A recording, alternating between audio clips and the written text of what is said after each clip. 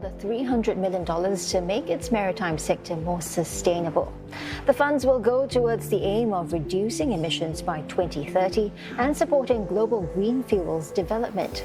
As part of its commitment in decarbonization, PSA Marine plans to launch initiative to manage and monitor carbon footprints of its own fleet of vessels. In this project, we created two systems to help with decarbonization and digital transformation. The first is Vessel Monitoring System.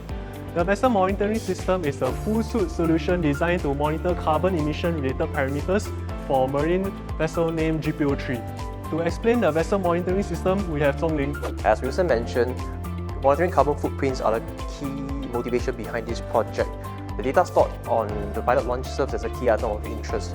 Previously, in order to retrieve the data, the method requires such as boarding the pilot launch, downloading the data, saving in the workspace, and running scripts. So this is where the project team steps in. So our plan for this part of the project is to completely automate the workflow by removing human intervention factor, which is why we have developed this vessel monitoring box. So the concept of vessel monitoring box, first, it addresses the current constraint of limited interfacing ports by extending ports with network switch. Second, it stores data into the microcomputer. And third, it establishes the wireless connectivity to the internet via mobile router. So by integrating the onboard data logger with our vessel monitoring box, data is synchronized from the data logger across to our vessel monitoring box and subsequently into the server in SIT. And next, we'll have Sean to explain his contribution on data processing. To address what was mentioned by Zhongling, the Vessel Monitoring Dashboard is developed to provide users with the information on the vessel's operational system. I will first demonstrate the system's fetching of the latest data from the Vessel Monitoring box. As you can see, users can remain updated with the most recent data by remotely extracting new data from the onboard vessel to the shore system upon clicking on the Sync to Vessel button. The full report page on the Vessel Monitoring Dashboard is a data table that provides users with a history of fuel consumption levels.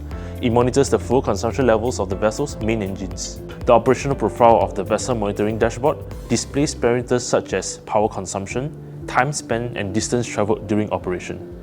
This gives the user an overview and trends on the type of parameters that can influence the amount of carbon emitted during operation, providing actionable insights to realize significant savings and reduce emissions.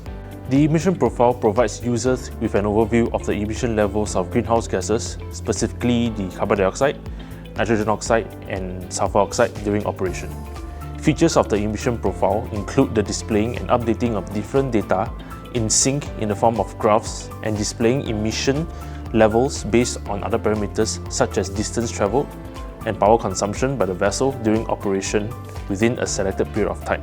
In the event when data is required to be distributed for further analysis, users can also click on the download button to download and export the fuel consumption data in the form of Excel.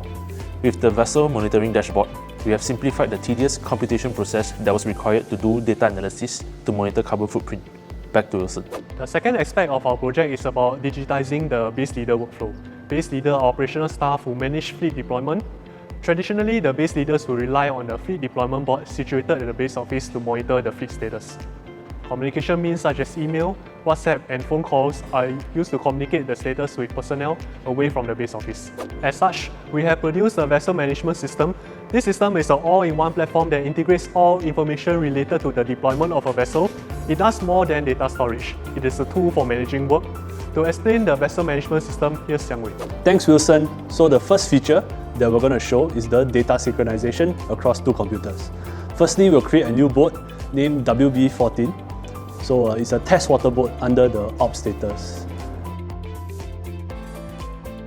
Next, we will change the status to layout. So as you can see, the second computer reflects the change made on the first computer. The second feature is the download report feature. Previously, the base leaders were creating deployment reports every 3 hours to be emailed out. This feature allows the base leaders to print out a report of the status of the entire fleet with a press of a button. For the next feature, let's say you needed to know what happened to a certain boat during a particular day. You could go to the history page and search for the boat and scroll down to the specific day. You can even do a search in the remarks column for the keywords relating to the event. Lastly, our system has an analysis page. Let's say you wanted to know which tugboat has the highest number of breakdowns in the month from January to March. The system has a graph that shows the comparison between the individual boats. These are just some of the features in the vessel management system. Now back to Wilson. To sum up, this capsule project is designed to fulfill the current needs as well as providing opportunity for future expansion. Thank you for your time and have a good day ahead.